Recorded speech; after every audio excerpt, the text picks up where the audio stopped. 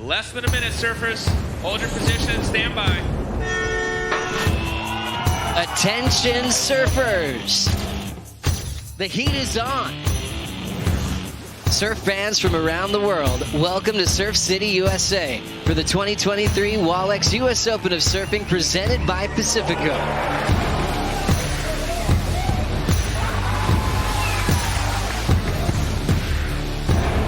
This week, the quest for qualification continues as we enter the fourth stop on the Challenger Series. Also on offer, the world's best longboarders hit the water for the first stop of the WSL Longboard Tour. The Wallex US Open of Surfing presented by Pacifico. Buckle up. It all starts now.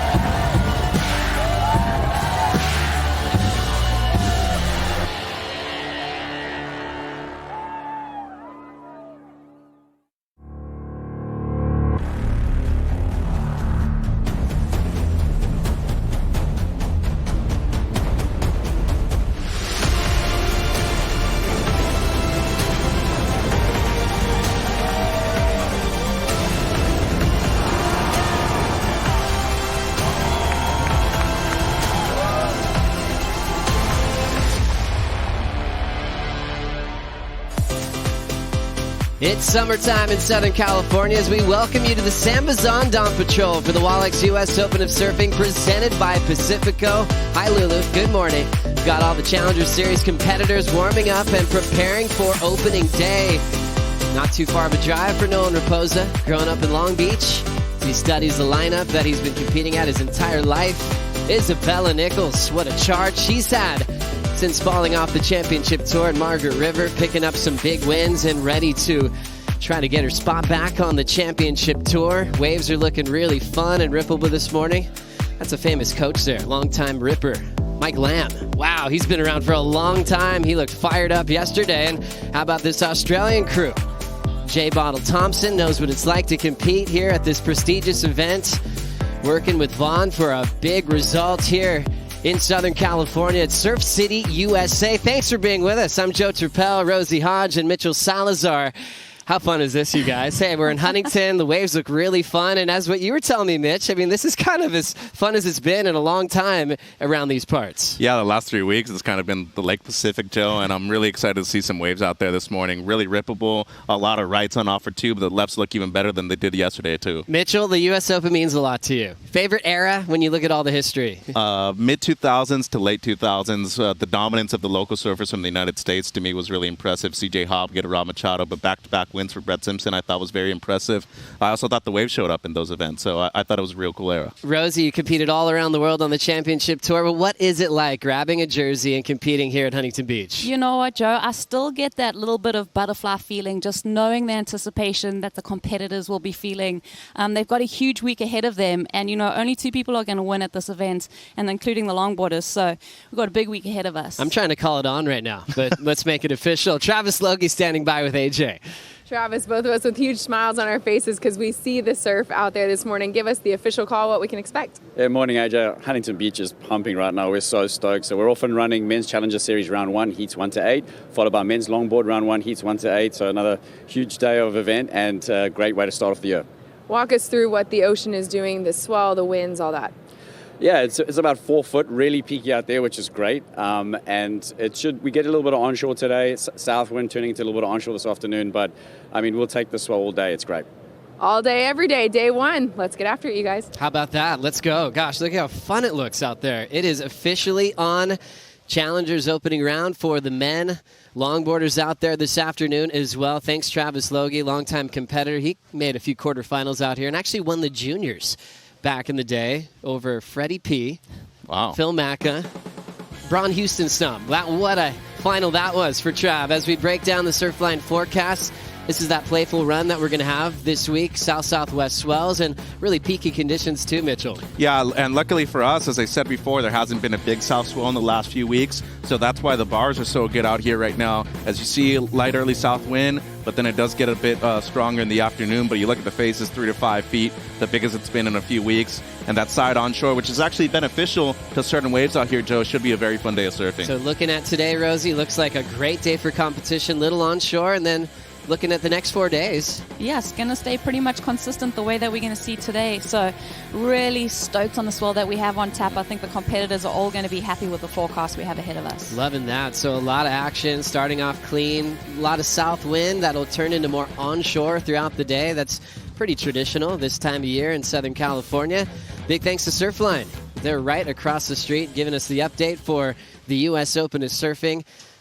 We got the tides looking pretty favorable for the day as well. We'll have Pete Mel now standing by, Hall of Famer, with an injury update of Italo Ferreira. Morning, Pete. Good morning, Joe. Good morning, everyone. Of course, I've been looking at the ocean, and it is very fun out there. No gutter. We're not going to see any Huntington hop, I don't think, in this event. It is an update on Italo Ferreira. We have Championship Tour surfers surfing in this event. Unfortunately, Italo had to pull out of the event, obviously because of his major injury he had at the Corona Open at J-Bay. Luckily for him, it is not a torn ligament. It looked really bad if you had a watch of it. But it is just a strained medial collateral, which means that it is a blood-fed tendon, and he'll heal up pretty quickly. He's just got to stay off of it. Although if you follow his Instagram, I will say he is definitely still working that upper body. But no Italo at this event, unfortunately. He is going to be taking this event off as well as Tahiti, so we'll see him next year. But wishing healing vibes to him.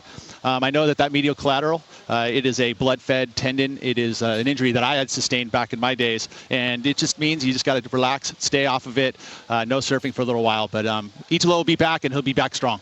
Thanks so much, Pete. Relaxing for Italo. We're used to seeing him jumping up and down in competitors' area. But from all of us here, we wish you a speedy recovery, Italo. Can't wait to see you back in the jersey, which just makes us think about CT surfers that are signing up for this event. It's so prestigious. I mean, you can't really get past Kanoa Igarashi and also Felipe Toledo, multiple wins each, still in the draw. More on that discussion in just a moment as the SAMBAZON Dawn Patrol continues. We're going to break down the men's qualification race coming up next. Morning, you're watching the SAMBAZON Dawn Patrol for the Wallex U.S. Open of Surfing, presented by Pacifico. Good news, it's on opening day here on Saturday. Jacko Baker. It's going to make, where are you pointing, Kigbo? There. That's where you're going to sit, get your eights, build up that spot on the rank. Jacko's looking great this year, sitting number 7 on the Challenger Series. That's a big story of coming off the Dream Tour. You fall off at the Mid-Season Cup, but you have a good chance to be back at Pipeline at the start of 2024. Yeah, he looks hungry. He looks super fit at the moment, too. He's got some good people in his corner like you saw there. So, yeah, he's one of my picks for sure. Let's break down this top 10, Mitchell, because we've got some interesting scenarios heading into stop number 4. Remember, 2 throwaways. Interesting, Sammy Pupo getting the big win to kick things off. But since then, he really has his 2 throwaways already. What's going to happen to Pupo here? Well, he needs a big result here. I don't think he wants to wait for both Portugal and Brazil to be able to get a quarterfinal finish or better. I'm really happy to see 2 new names in the 2 top spots, Cole Houshman, Jacob Wilcox. Really nice to see Joan Duru right there back in the top 10 as well. But Cade Matson, another local surfer at number 5. He's looking great out there in the water as well. That was a big jump for Cade, making the semifinals in Bolito all the way up to number 5. The San Clemente Storm is fired up. Yeah, and just below this picture, too, is Jet Schilling. So, you know, there's a lot of Americans in the mix at the moment, which is so cool to see, but you can't go past number 1. Cole Houshman has been so consistent and so good this year. The Cole Houshman story. It's brilliant when you look at what he did last year and even the year before on the Challenger Series. You know, he's had a couple of laps around the world, but nothing like we're seeing this year. Back-to-back wins, similar to what Rio Waida did last season, Mitch. Yeah, and in very impressive fashion, too. Here, the GWM Sydney Surf Pro had the 2 highest scores of the event in the final, 9.8 and a 9.93. And you look at the surfing that he had with the conditions that were on offer, as good as it gets. Real strong stuff from Cole, and I truly think that we're going to see him qualify for the CT, whether at this event or in the next 2. But you look at the consistency, as you were talking about, Rosie, it's been pristine from him so far. Yeah, you can't fault the guy. And I mean, just thinking about his career, his way that his profile's grown, you know, he was having reservations whether he was in the right sport. He was thinking about changing up his career. He's in that little bit of a slump. But to see him turn on this form and now have potentially qualified in the mid part of the season, it's incredible. It's just amazing that he's able to balance his height, his weight, 6'3", probably the biggest guy in the draw. But he's quick as well, which makes him so lethal. Power and quickness from Cole Houshman is looking unstoppable. And all Hausman fans out there, take some notes because this could be a really big day. The scenarios there on your screen. Cole could qualify for the CT at this event here at the U.S. Open with a 25th or better. Even with the round he's in now, the round of 64, if something happened and he went down early, he still has a chance to clinch a spot on the Dream Tour as early as stop number 4 of the Challenger Series. 4 waves. I mean, 4 waves, 2 heats, like the scenario is like, it's like he can sniff it. It's right there. I mean, for Cole, he's got to know that. I mean, I'm sure that's leaking in a little bit. I wonder how that's going to affect his performance because so far he's been unstoppable in back-to-back events. I don't think it will, personally. I've seen him free surf the last few days. I think he looks incredible. I think his equipment looks on point more than anything. And just his mentality right now, it's do or die for him. You want to clinch it right here at home. I mean, imagine the feeling of being able to do that 40 minutes away from your home. That's amazing, Joe. Pretty special role for Cole Hausman. And I know, Mitch, you're happy. Proud goofy foot. Proud, powerful goofy foot. How's this scenario on the Challenger Series? We go from Cole to Jacob Wilcox representing Margaret River and West Oz. Wilcox also with a shot to potentially get a spot on the championship tour here at the U.S. Open. Looking really sharp this season on the Challenger Series. Rosie, this has been impressive because we've seen him for a long time come close to qualifying. And also, similar story to Cole, just having, almost getting there, going through a little bit of a slump and then having to kind of redirect his energy and really focus. But really cool to see this guy. I think, he's living up to our expectations. We're expecting this guy to qualify, but to see him kind of gather his game and do it so well, I've been impressed with him. Always made sense of powerful, chunky conditions. Looking back at Narrabeen, it set up a final well with Cole Hausman. Found the nice sections to pull into, and he's had great consistency. He even got a 10-point ride in Bolito, Mitch. Yeah, and I would have to say the heat of the year on the Challenger Series so far between him and Morgan Siblick, but the consistency that both of you were talking about, it's a thing that has lacked for him to qualify for the Championship Tour, but he's looked great so far this year. I also expect him to be on the CT at the end of the season. So Wilcox fans, Australians, check this out. He can potentially qualify for the Dream Tour if he reaches the semifinals. Well, I'll say will qualify if he gets to the semifinals. There's also some outside scenarios there if he gets to the quarters. We'll see how everyone falls into place in that top 10 picture. One thing we do know, if he gets to that semifinal, he'll officially qualify for the tour. This is a guy who's had 13 wild cards on the championship tour since he was a little kid.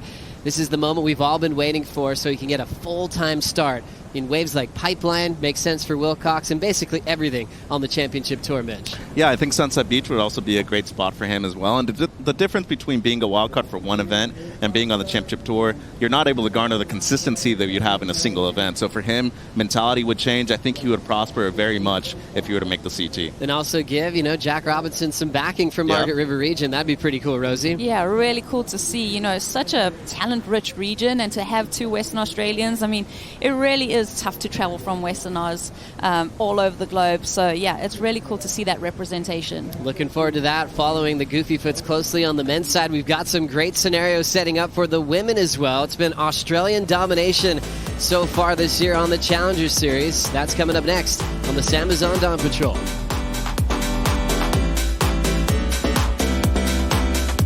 Nunca, nunca, no go away. Ashatare la no mona e. Aquatare la no se a e. Nunca, nunca, no go away. Yamai mo, mokamole, weyam, taka, weyam.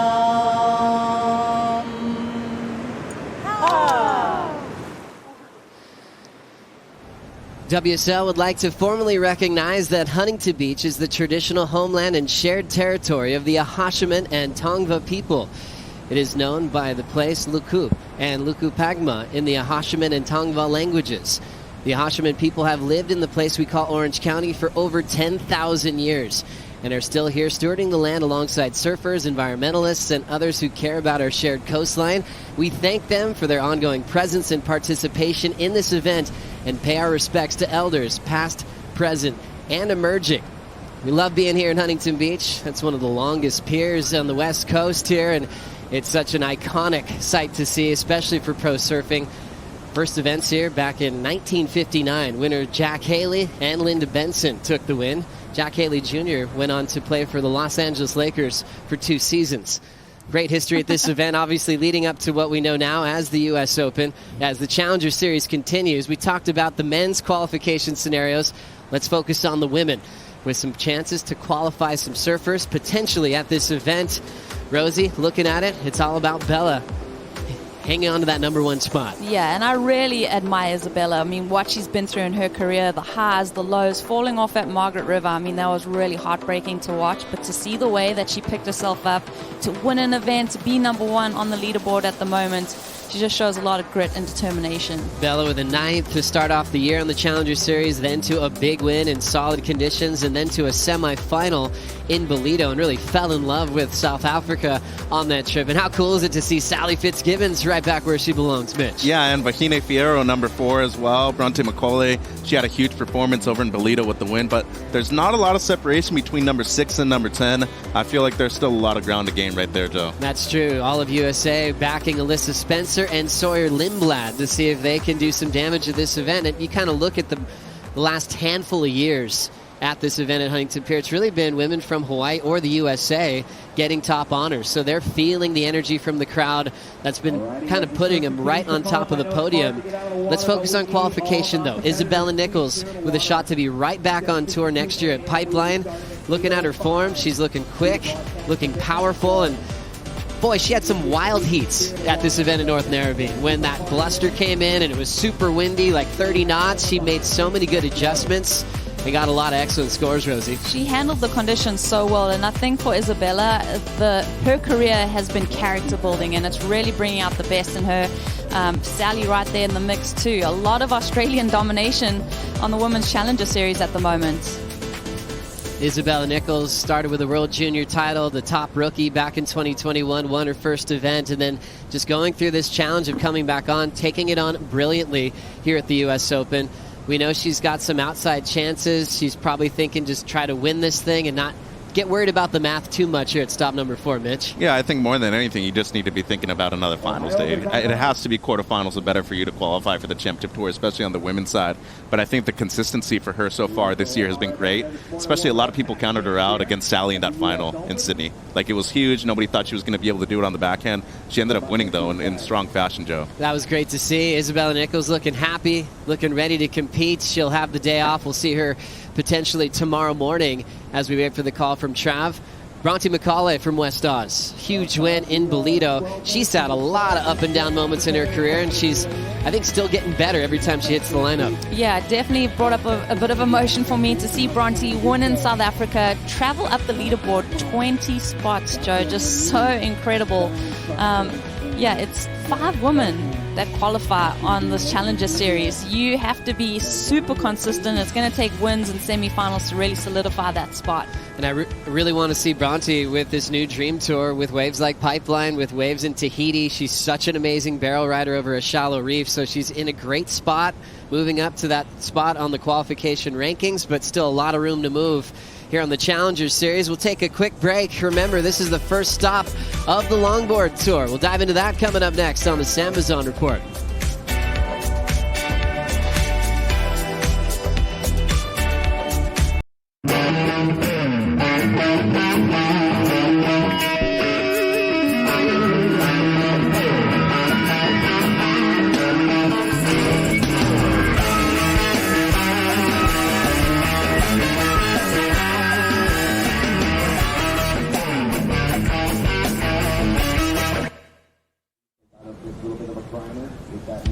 You're watching the SAMBAZON Dawn Patrol for the Wallex US Open, presented by Pacifico.